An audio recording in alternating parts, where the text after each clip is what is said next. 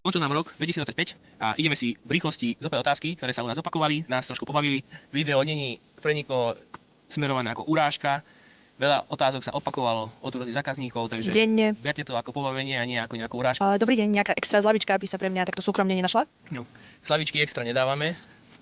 Jediné, čo máme, tak je vernostný program Tata Rybka. Ďalšia najčastejšia otázka na nás je, kde sa nachádza môj balík. Najčastejšie dva prípady. Prvý je, že zákazník má tovar stále v košíku a zabudol ho objednať, ale len si myslel, lebo z histórie spomenul, že si niečo objednal a zistili sme, že objednávka je stále v košíku neobjednaná. A druhý prípad je väčšinou ten, že je u kuriéra. A ešte taká menšia poznámka, aj vy ako zákazníci si viete pozrieť v aplikácii alebo v systéme v e-maili trasovanie zásielky. Dobrý. Spoveď si kuriérovi, nech ten balík nechá pri susede v tom žltom dome, čo býva. Sa akože nás pýtajú zákazníci. Ale väčšinou my nevieme, ktorý kuriér bude rozposielať konkrétne vám na vašu adresu balíky a taktiež nemáme na nich telefónne číslo, na čo s nimi nevieme skontaktovať a odkázať im takéto informácie. Dobrý deň, keď kúpim u vás všetky kusy, ktoré máte skladom, dáte mi nejaký darček? Nie! Ďalšia otázka, ktorá nám chodí do DMs na Instagrame. Instagram na vašu kolegyňu, čo bola na videu, by sa nenašiel? Keď mi pošlete vašu fotku, tak zhodnotím, či jej poviem, že ste ju oslovil. Ja chcem tento balík zaslať, aby šiel dobierkou a nie kuriérom. Zabudol som tak trošku heslo od svojho účtu a Zlatej rybky. Neviete náhodou moje heslo? Môžeme to zistiť.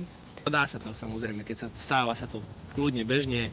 Pokiaľ by som si objednal tovar dnes ráno o 6:00, stihol by mi prísť ešte po obede kuriérom? Nestihol? Nie. Na základe poveternostných podmienok sme boli nútení zmeniť prostredie. Dobrý deň, vedeli by ste mi zásielku podržať u vás na predajni nejaké 3-4 dní? Ja by som si potom preto prišiel. Je ten lepší prípad, 3-4 dní. Mali sme tu produkt, ktorý tu bol 2 mesiace. A už som, neviem, či po záruke bude na čom byť. Bude tento bývak vodotesný, aj keď má pršať celý týždeň?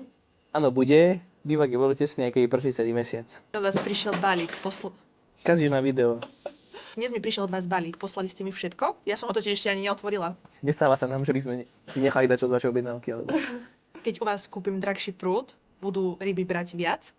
Odpoveď si v komentároch, ktorý máte s týmto skúsenosť.